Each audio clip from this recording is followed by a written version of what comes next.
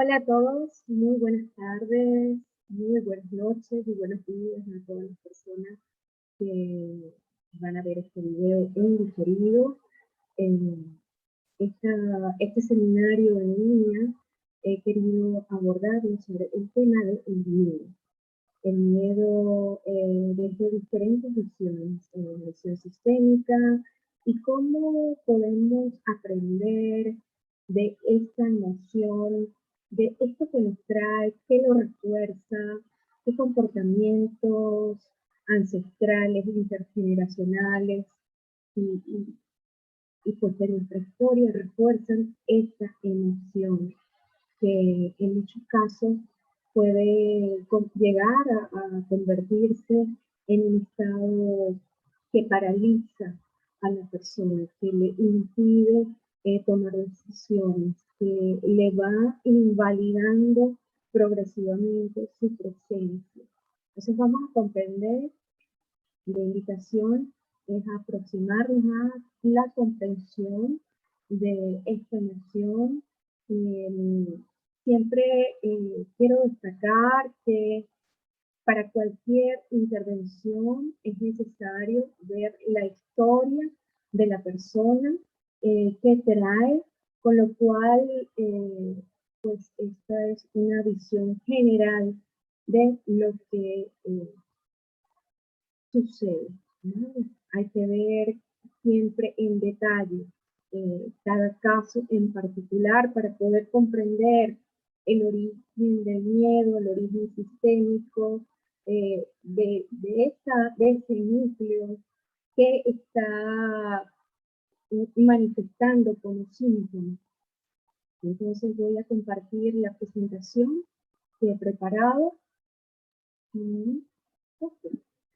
Vamos entonces a presentar eh, hoy el miedo.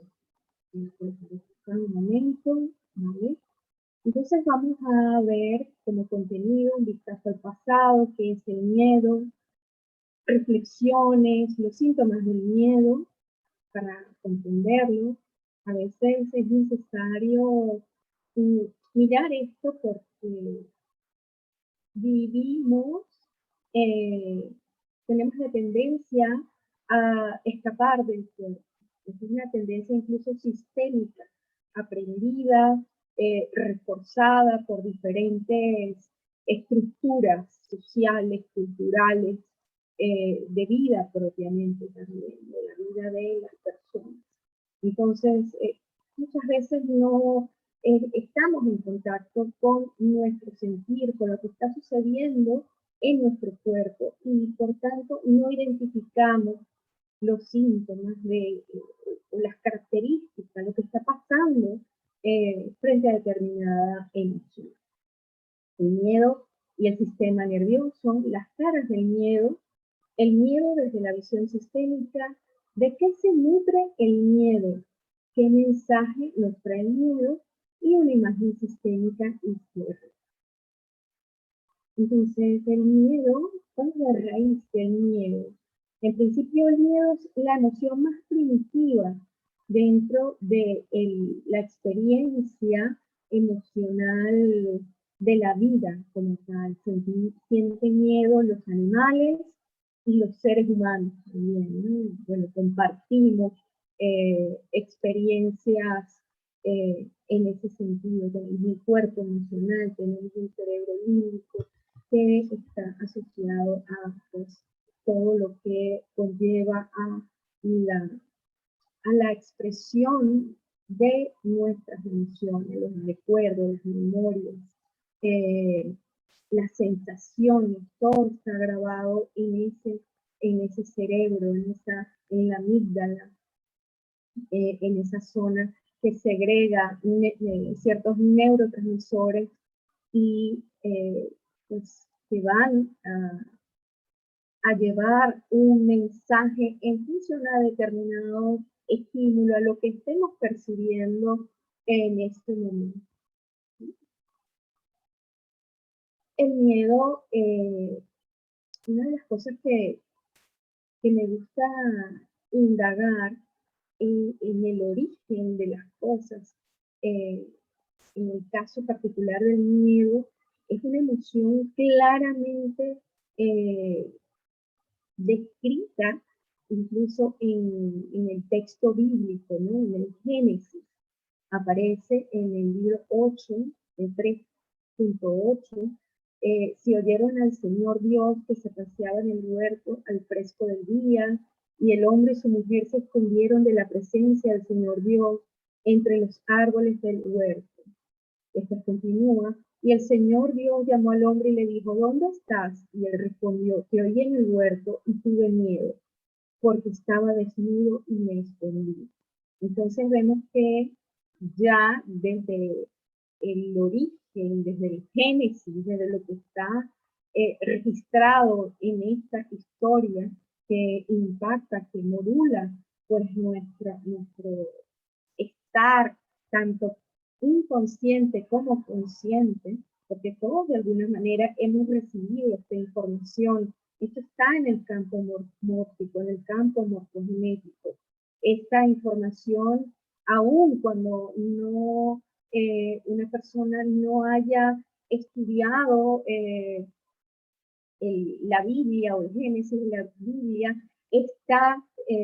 la conoce, porque esta información también viaja y se intercambia en nuestras formas, en nuestro lenguaje corporal, nuestra mirada, en lo que no decimos, en lo que emanamos, la frecuencia, la vibración. Recordemos que nosotros tenemos emanamos, emitimos no solamente sonidos y lenguaje o metalenguaje, sino que también tenemos olores y aromas. Y el miedo también tiene una expresión como aroma, ¿sí? Así como cuando una persona o un animal está en activado a nivel sexual, si hay ciertas en ese proceso de atracción, lo que se llama las feromonas, también en las emociones se activan unos mecanismos que podemos, si estamos muy presentes en nuestro cuerpo, si estamos muy atentos, y por eso es necesario hacer prácticas de presencia meditativas para poder incluso percibir los mensajes sutiles que están en el ambiente, que están en el medio ambiente. Entonces, o que estamos recibiendo de otras personas. Nosotros no nos comunicamos solamente por lo que decimos, las palabras que decimos, sino cómo las decimos y qué hay detrás de eso de lo que decimos. ¿Sí? Entonces, volviendo acá al Génesis de la Biblia, entonces te oí en el huerto y tuve miedo porque estaba desnudo. Entonces vemos que aquí también está no solamente expresada la emoción del miedo, sino de la vergüenza. Y si indagamos un poco más, la culpa. ¿Sí? Entonces son como procesos que se van nutriendo y que de alguna forma van configurando nuestra percepción de la realidad. Y vamos filtrando a través de, esta, de este movimiento emocional y vamos elucubrando, imaginando. ¿Sí? Entonces, es como que vamos ajustando nuestra mirada, pero esa mirada ya no es objetiva, es subjetiva porque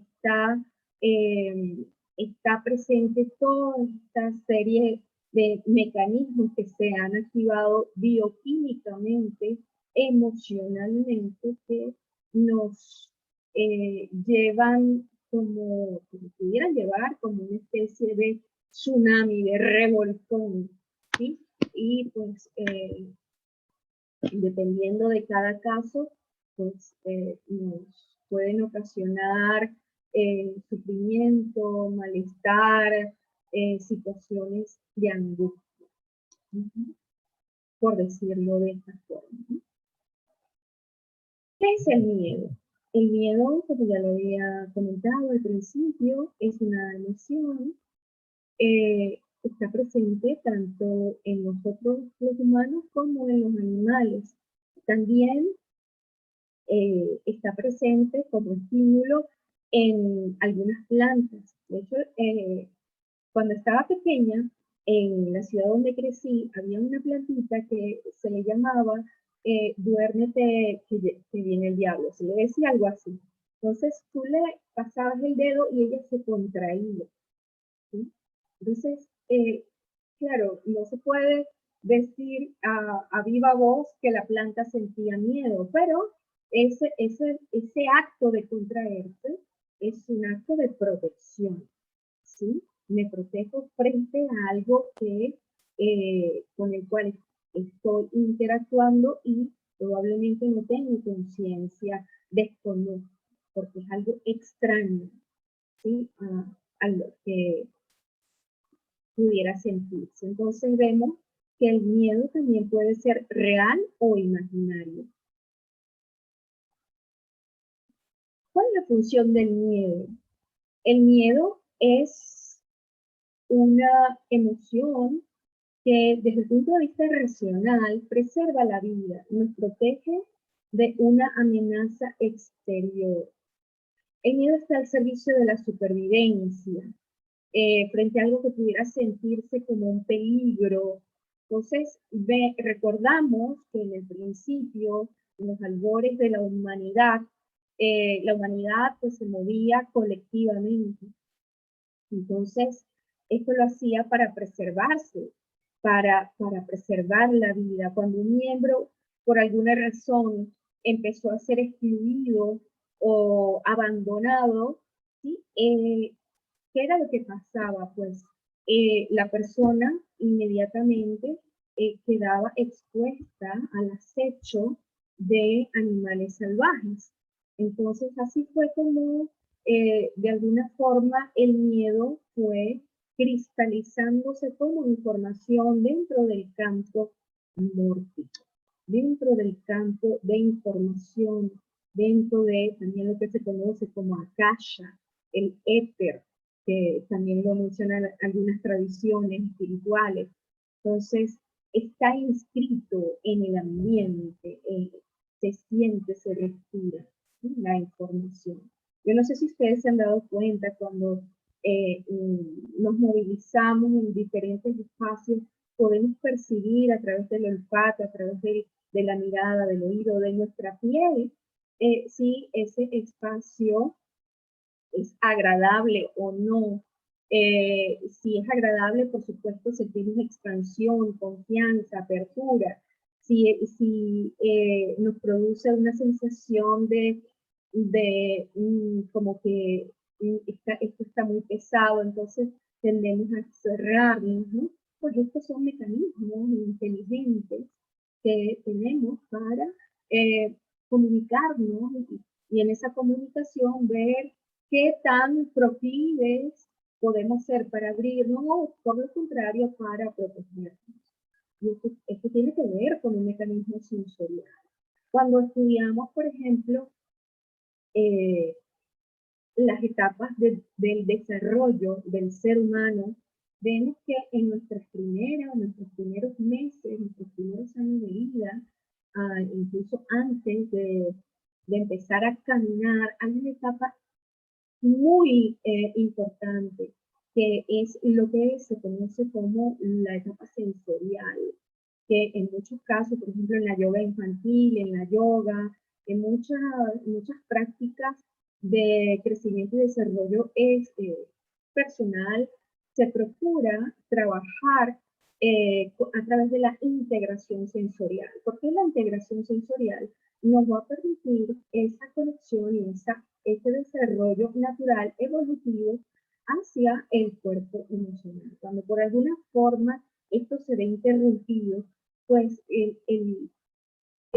vamos a decir, esta conexión a la siguiente etapa, que es que que va a permitir instaurarse un cuerpo emocional sano, por decirlo también de esta forma, pues la persona, el ser humano, el niño, va a tener problemas, ¿no? Que si no son atendidos, pues esto se va a ir acumulando en función a las experiencias que va a tener a lo largo de su crecimiento.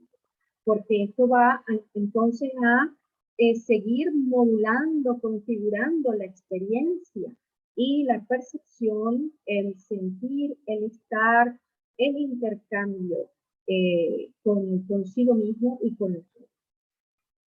Entonces, es muy importante conocer esta información. Pues cuando se percibe, cuando se siente, se activan estos mecanismos asociados al miedo, se activan una serie de neurotransmisores para poder prepararnos a fin de dar una respuesta oportuna y eficaz, y sobre todo rápida.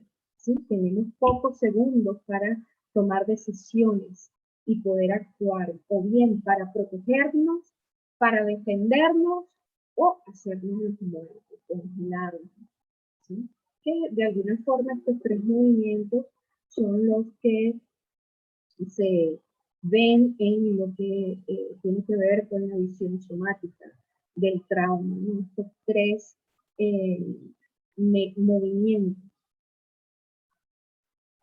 Entonces, tenemos que el miedo racional nos protege y es necesario, por ejemplo, cuando tenemos una situación, vamos a cruzar la calle, ¿verdad? Mamá toma la mano del niño, es necesario, el miedo en ese momento nos protege y hace que aprendamos, que estemos mirando si viene coche de un lado al otro, mirando las señales.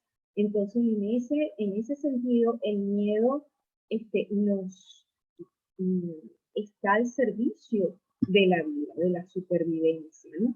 ¿Qué pasaría si un niño, una persona, no tiene miedo y no hace este mecanismo de chequeo, de mirar? No viene coche y paso sin mirar. Entonces vemos que en este caso el miedo tiene una función protectora. Y así en otros casos de la vida cotidiana. El miedo y el sistema nervioso. Pues antes de ver esto más a fondo, quisiera hablar de la teoría de Paul MacLean del cerebro triuno.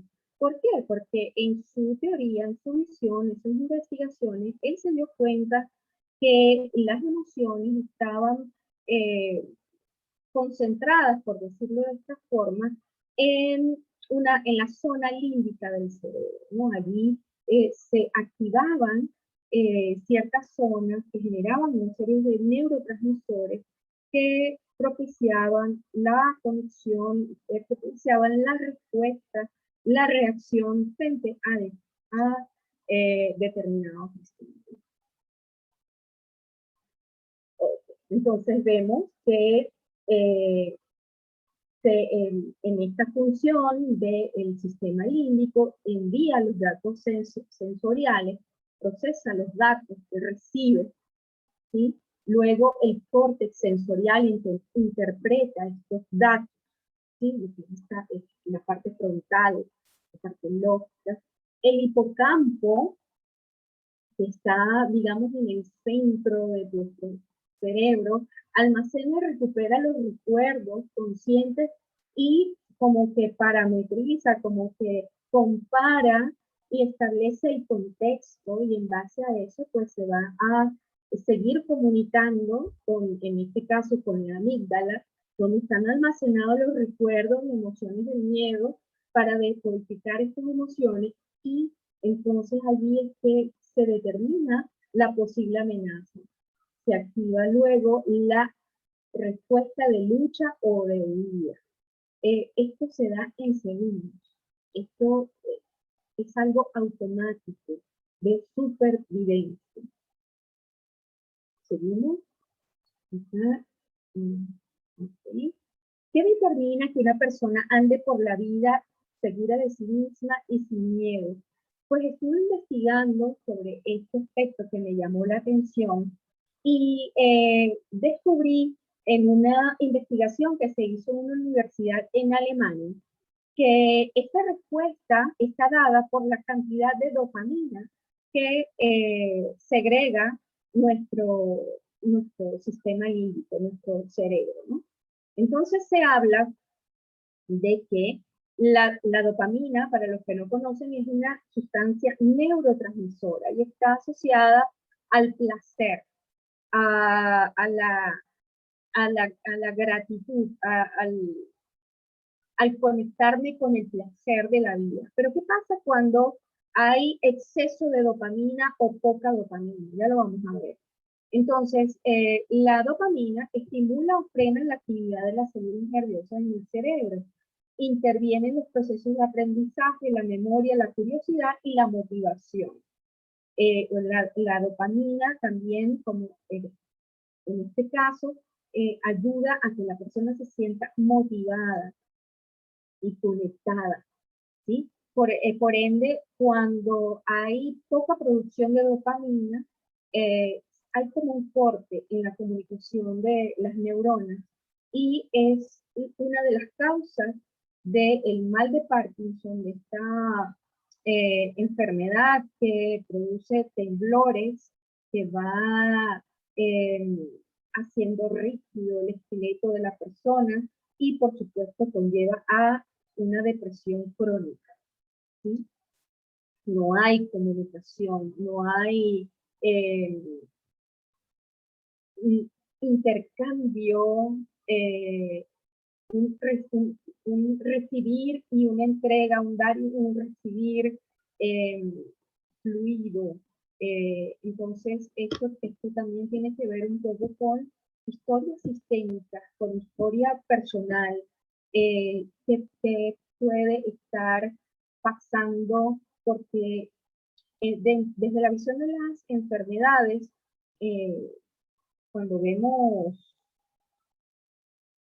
un caso desde las constelaciones familiares o desde cualquier terapia sistémica, vemos que la persona porta el síntoma, no obstante este síntoma, la enfermedad como tal la porta el sistema familiar, ¿sí? Entonces también en el caso de la dopamina, pues reflexionando, meditando sobre esta información y preguntándome cómo la iba a transmitir a ustedes, y también por mi propia experiencia, en mi caso, mi abuela materna sufrió de Parkinson, mi madre también fue diagnosticada de Parkinson.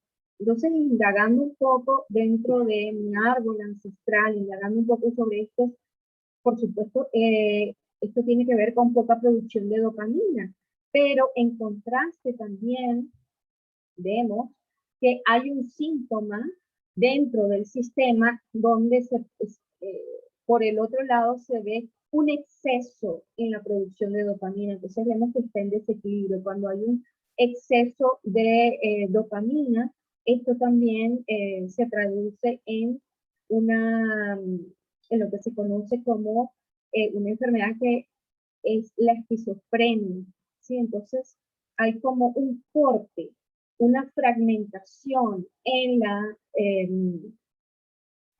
comunicación. Entonces, esto se trabaja. Esto, por supuesto que se puede trabajar a nivel sistémico para lograr entablar ese diálogo. ¿Dónde se interrumpió esa comunicación, ese intercambio, y poder entonces restablecer? Generalmente esto, lo que pasa, lo que se hace es empezar a restablecer el diálogo con uno mismo para empezar a hacerlo diferente. Esta información salió en una revista se llama Nature Neuroscience de Alemania. Ok, según el estudio de la Universidad, de la Clínica Universitaria Charité de Berlín, El estudio conducido por el psiquiatra Andreas Heinz afirma que la cantidad de dopamina en el cerebro muy probablemente decide si la persona es tranquila y confiada en sí misma o si es miedosa y estresada. Si la persona es tranquila y confiada, va a depender, por supuesto, del nivel de producción de dopamina. A poca producción de dopamina, la persona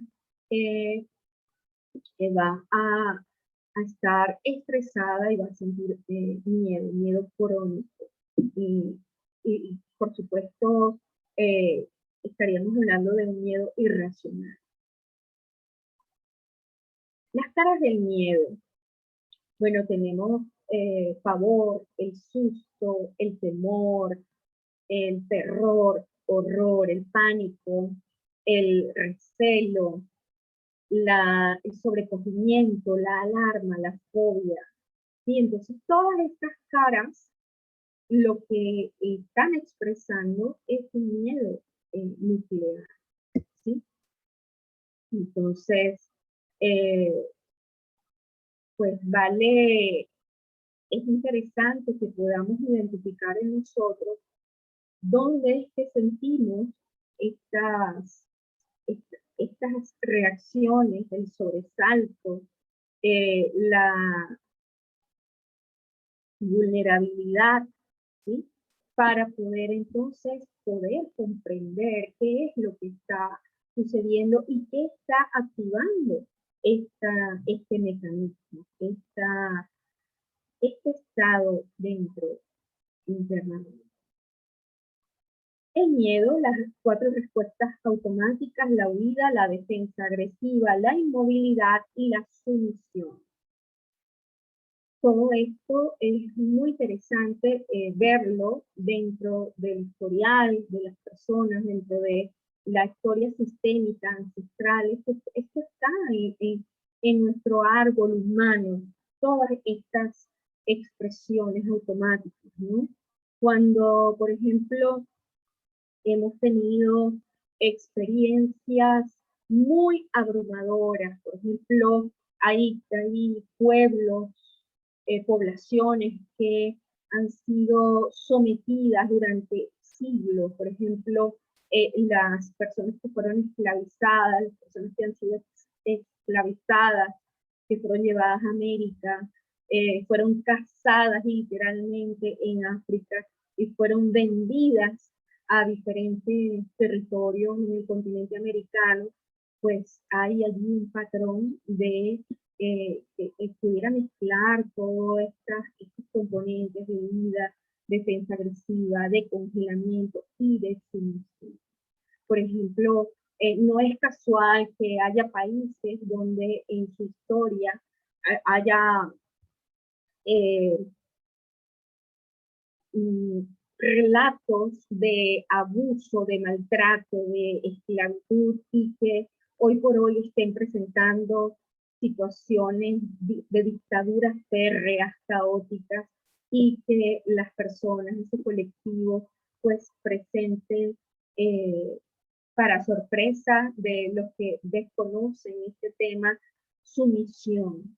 Y es que tiene una respuesta, en realidad es una respuesta incluso inteligente del mecanismo nervioso para preservar la vida.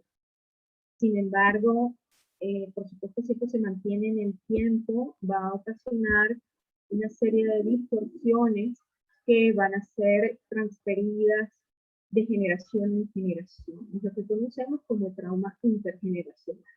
La reacción fisiológica aumenta la presión cardíaca, aumenta la sudoración, mientras desciende la temperatura corporal, se dilatan las pupilas, aumenta el tono muscular, produciendo agarrotamiento también, ¿no? En función de la intensidad de la situación, de lo que se esté sintiendo en ese momento. Y por supuesto esta reacción fisiológica corporal está asociada o va a estar asociada a las respuestas, a cómo vamos a dar respuestas frente a eso que estamos considerando como una amenaza y que por supuesto nos produce miedo. Hay algo que yo quisiera destacar en todo esto y a nivel personal. Cuando somos bebés, nosotros tenemos como eh, uno de nuestros primeros movimientos de supervivencia es el agarre. Esto lo tienen también todos los animales, ¿no? Es una respuesta natural, me agarro. Esto también está asociado a, eh, al sentir, a lo sensorio, pero también a la conexión, que forma parte del movimiento de conexión, forma parte también de la el incipiente desarrollo del apego, ¿sí? Que en condiciones normales el apego, si se establece el intercambio fluido entre mamá y bebé sin que haya interrupción, ese apego va a ser sano, seguro, necesario. El apego seguro es necesario para preservar y para cuidar la vida, para que esa vida sea más vida y esa vida crezca en condiciones naturales de intercambio. Eh, Desde el punto de vista sistémico, vemos entonces que una de las experiencias más abrumadoras que podemos tener como seres humanos y también los animales es el miedo al abandono, también a la exclusión. Y esto se ve también dentro de los estudios del trauma del vínculo y dónde es que se interrumpe.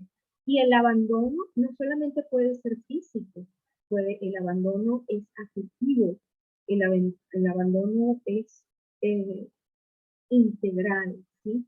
En las investigaciones de lo que se conoce como trauma, la negligencia, el no atender a un bebé, el no darle la comida a tiempo, el no mantenerlo acorde a su higiene, cambiarle los pañales, limpiarlo, el no hacer eso produce en ese ser humano tan pequeñito una serie de sensaciones que le van a provocar trauma, que conforme va a ir creciendo, esto se va a hacer complejo y por supuesto va a verse interrumpido su diálogo interno y en consecuencia el diálogo con los otros y con el exterior. Va a presentar entonces una configuración, un estar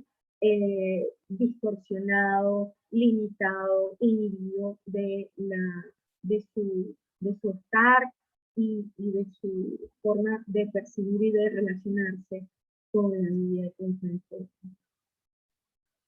Entonces, como lo comenté al principio, la exclusión y el abandono también es una memoria, una información que nos viene legada desde los ancestros, desde que empezó a darse esto como fenómeno de la exclusión de la tribu, porque probablemente ese ser humano puso en riesgo a la comunidad o porque violó alguna norma, algún código que en ese momento se consideró que no estaba permitido.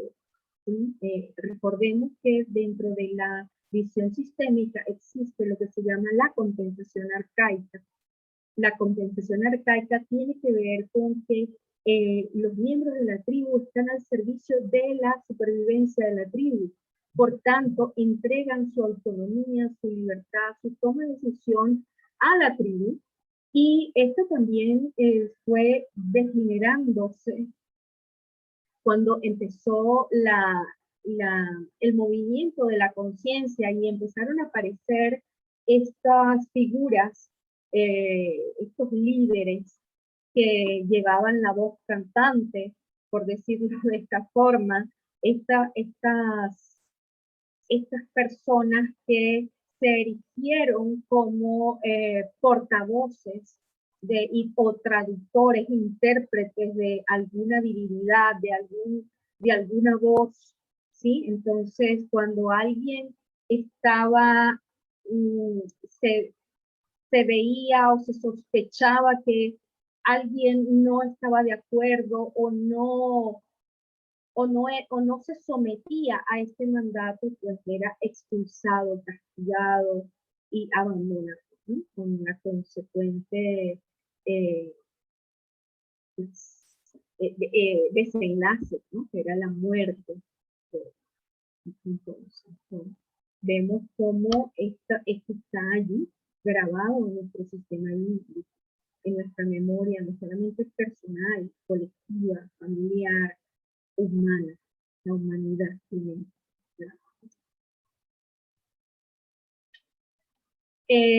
Un poco revisando qué decía Clarisa Pinkola Estés, la analista que estudió psicoanalista, que escribió el libro Mujeres que corren con los lobos. Me gusta mucho este libro porque rescata estos relatos antiguos y que a través del relato, a través de los cuentos, las historias, pues le hablamos también a nuestro inconsciente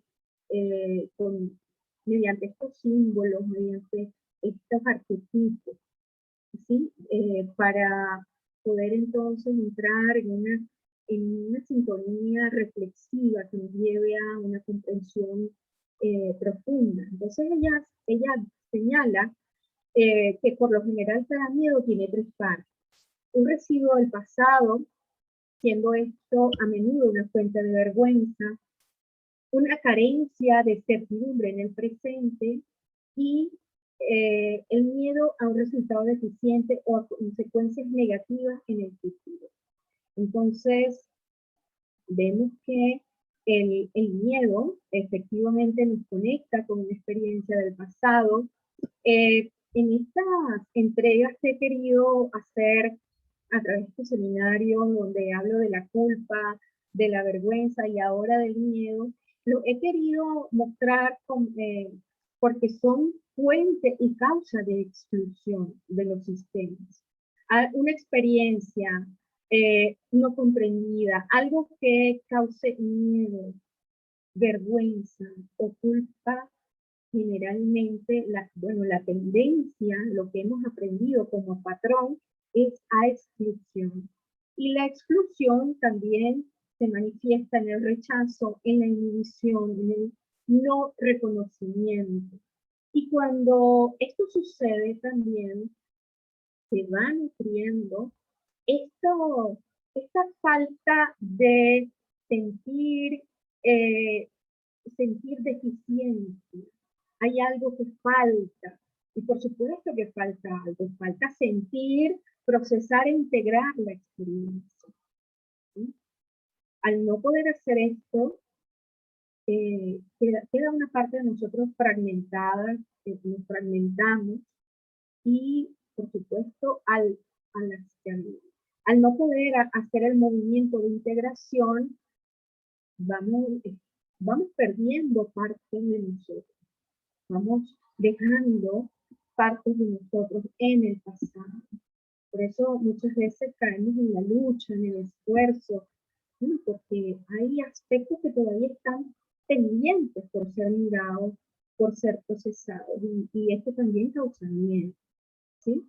Porque no lo hemos reconocido. Cuando hacemos el movimiento de recoger a través de un proceso terapéutico, a través de un proceso de autoconocimiento terapéutico, un acompañamiento, entonces podemos transitar esto y acoger todo lo que se necesita ser acogido para poder entonces integrar y procesar y poder continuar. De lo contrario, vamos a ir como eh, intentando avanzar o dando vueltas sobre el mismo eje, mordiéndonos la cola o pues con mucho esfuerzo, con mucha lucha, intentar hacer algo que, con lo cual no tenemos la fuerza. No tenemos la fuerza porque nos hemos dejado atrás, nos hemos abandonado también. Abandonarse da miedo. Cuando nosotros no tenemos una referencia de presencia, pues también nos toca hacer este trabajo de practicarlo para poder entonces acoger esas partes de nosotros que han quedado abandonadas. Es por ello que es muy común hablar en procesos terapéuticos de en la niña interna, en la niña abandonada. En el caso del renacimiento trabajamos con el guión natal y vemos las improntas de ese guión, cómo influyen en la estructura eh, temprana de nosotros como seres humanos. ¿Sí? Y cómo esa estructura incipiente va a cristalizarse en una creencia y en una forma de ver, de sentir y de estar, que probablemente nos va a llevar a sentirnos desmerecedores, deficientes, no valiosos, eh, no reconocidos, tontos, una serie de situaciones que vamos a ir arrastrando y hasta que no hagamos el trabajo personal, pues eso va a estar ahí pulsando. La emoción humana más antigua y poderosa es el miedo. Y el miedo más antiguo y poderoso es el miedo a lo desconocido. Esto lo dijo Howard Phillips Lovecraft. Entonces, efectivamente, una de las claves en todo este proceso es empezar a comprender qué es lo que nos quiere decir, empezar a sentir, empezar a dialogar con eso que estamos sintiendo y con esa emoción, en este caso es el miedo. Empezar a comprender por qué y para qué está allí, qué nos quiere decir. Y esto lo pueden hacer como ejercicio. Ya lo vamos a ver en un ejercicio que les voy a proponer a ustedes para que lo hagan cuando lo sientan, ¿vale? Más allá del miedo, siempre es importante entonces comprender qué lenguaje, qué es lo que nos está queriendo decir. Y para mí es fundamental el cuestionamiento de las creencias. Toda creencia debe cuestionarse. Es necesario, porque las creencias caducan, se vencen. Hay creencias obsoletas que intentamos sostener a costa de nuestra vida y que causan mucho dolor, mucho daño, mucho trauma, no solamente a nivel personal, a nivel familiar, colectivo. Revisar la historia familiar y personal, la entrega de lealtades de acuerdos inconscientes, cuando nosotros nos abrimos a hacer el trabajo sistémico a través de la construcción del árbol ancestral, que es un programa que ofrece, un programa sistémico, donde te acompaño a elaborar tu árbol, a identificar, a poner nombres, fechas, situaciones de tus ancestros. En muchos casos hay personas que no conocen a sus ancestros y hay casos donde incluso no se tiene información. Y bueno, hay mecanismos, ¿no?, para hacer este trabajo, aun cuando no se conozca la información, no se tengan datos.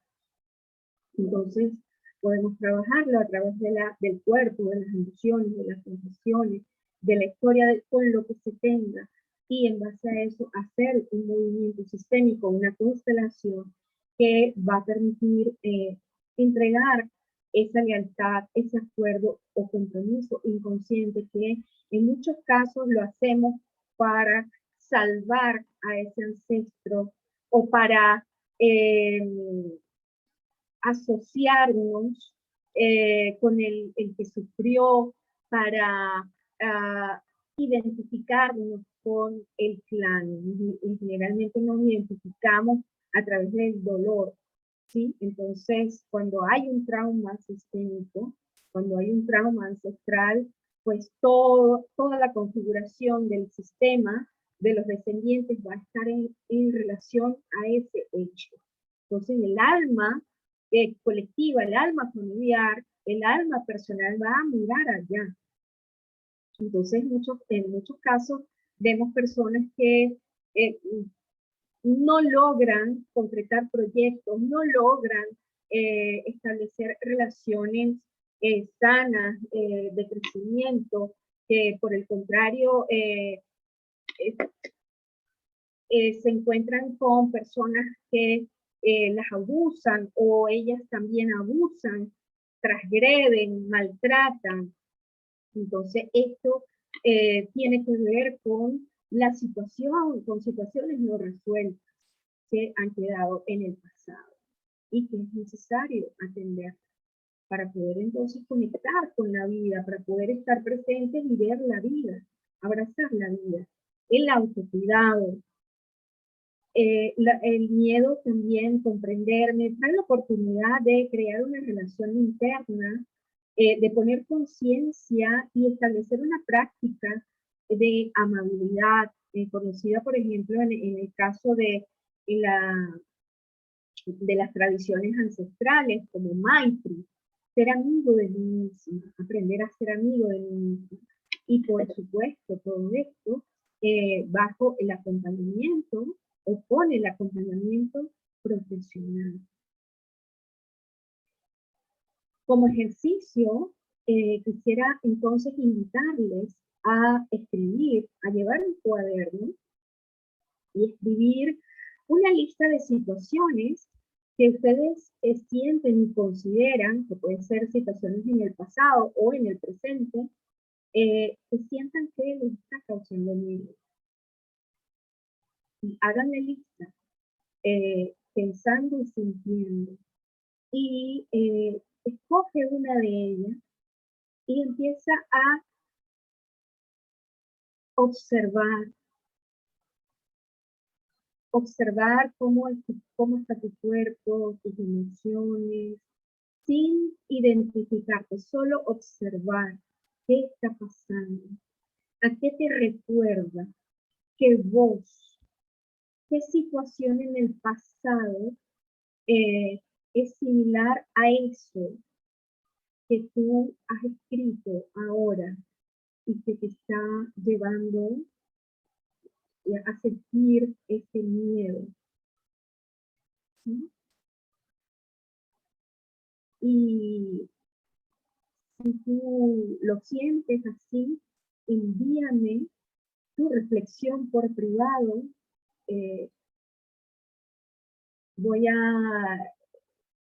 guardar tu anonimato si no quieres que te identificarte, pero me gustaría que me compartieras tu experiencia y también a poder aprender de esto que me envías para poder entonces seguir ampliando información correspondiente a estas situaciones sistémicas que nos pueden producir miedo.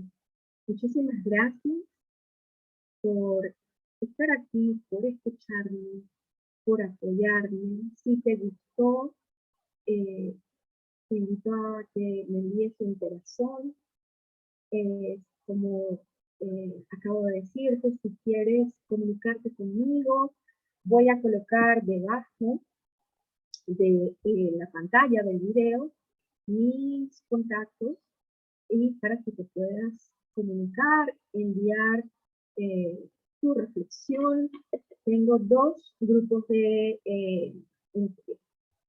o comunidades, una en Telegram y otra en WhatsApp, donde comparto ejercicios, información que te pueden ayudar a establecer una conexión interna profunda y a tu crecimiento.